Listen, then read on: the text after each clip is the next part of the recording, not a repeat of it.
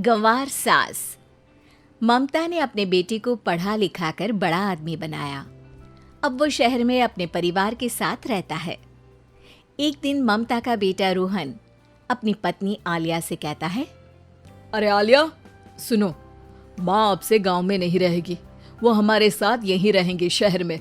उनका कमरा आज नौकर से बोलकर अच्छे से साफ करवा देना। ओह, आज तो मेरी किटी पार्टी है, फिर मुझे जिम और फिर शॉपिंग। ठीक है, कल करवा दूंगी।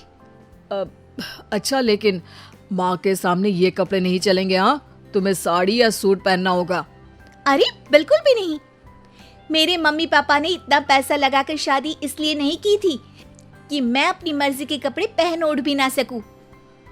अरे चलो, गुस्सा मत हो, लेकिन कुछ दिन तो माँ की खुशी के लिए कर सकती हो ना। लेकिन आलिया मानती नहीं। माँ आती है सिंपल सी साड़ी, झोला और चप्पल पहनकर।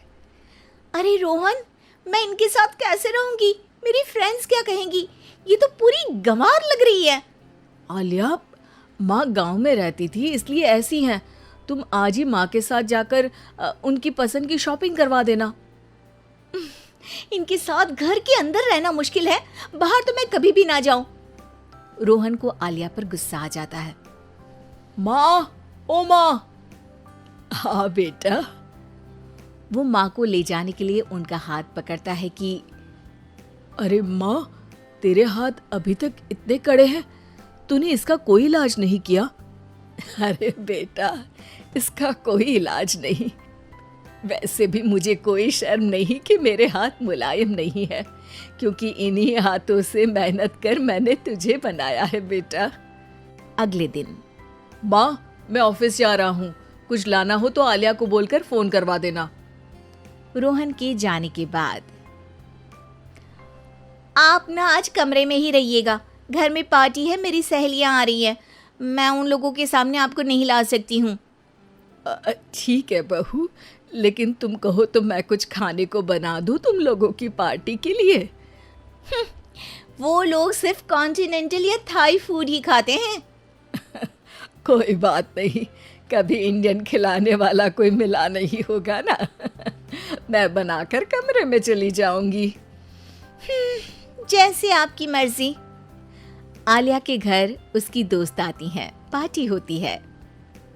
अरे वाह आलिया, ये क्या है खाने में? बड़ा ही स्वादिष्ट है यार, इसकी रेसिपी मुझे चाहिए। हाँ, और ये दाल, ओ माय गॉड, मैंने तो किसी 5 स्टार में भी ऐसी दाल नहीं खाई है यार, तू कुक को यहाँ बुलाना। अब आलिया घबरा जाती है। हाँ हाँ हाँ, क्यों नहीं, माँ जी जरा बाहर आइए। आलिया की सास सिंपल सी साड़ी और गांव के अंदाज में आती है। अरे बहू, क्या हुआ? खाना पसंद नहीं आया क्या? बहू?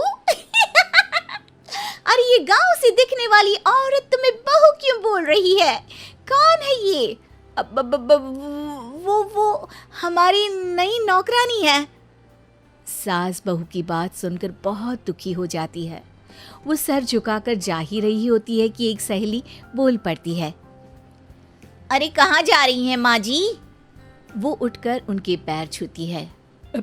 जीती रहो बेटा। क्या है ना, आपकी शक्ल बिल्कुल मेरी माँ जैसी है। पता है आलिया, मैं शहर पढ़ने आई और फिर शहरी हो गई, लेकिन मेरे माँ पापा तो आज भी गांव में रहते हैं, बिल्कुल इनके जैसे ही हैं।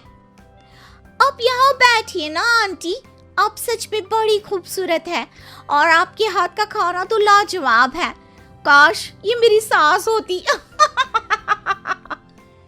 सभी सहेलियां सास को घेर कर बैठ जाती हैं और उनसे खाने की रेसिपी पूछ रही होती है कि तभी घर की बेल बजती है और रोहन आता है। अरे क्या बात है, आज आप लोग हमारे घर में? और ये लोग तो मुझे आलिया से ज्यादा माँ की सहेलियां लग रही हैं। क्या ये आपकी माँ है? लेकिन आलिया ने तो कहा कि ये उनकी नौकरानी है और इन्होंने भी नहीं बताया। वो नहीं बताएंगी, क्योंकि उनके लिए बच्चों की इज्जत और उनकी खुशी सबसे पहले है। मुझे माफ कर दो, मुझे इन्हें तुम लोगों से मिलवाने में शर्म आ रही थी कि तुम लोग क्या कहती? अरे अब तो हमें शर्म आ रही है कि तुम हम लोगों की सहेली हो। हाँ, जो माँ जैसी सास को नौकरानी बोले वो हमारी सहेली नहीं हो सकती। ये बोलकर सभी वहां से जाने लगती है कि सास बोलती है, आलिया की तरफ से मैं तुम लोगों से माफी मांगती हूँ। उसने जो कहा उसके लिए मैं उसे माफ करती हूँ। अब तुम लोग भी उसे माफ कर दो, क्योंकि अगर तुम लोगों ने उससे दोस्ती तोड़ी तो फिर मेरे हाथ का खाना कैसे खाओगी? नहीं नहीं आंटी, जरूर आएंगे, लेकिन अब आलिया की नहीं बल्कि आपकी सहेली बनकर।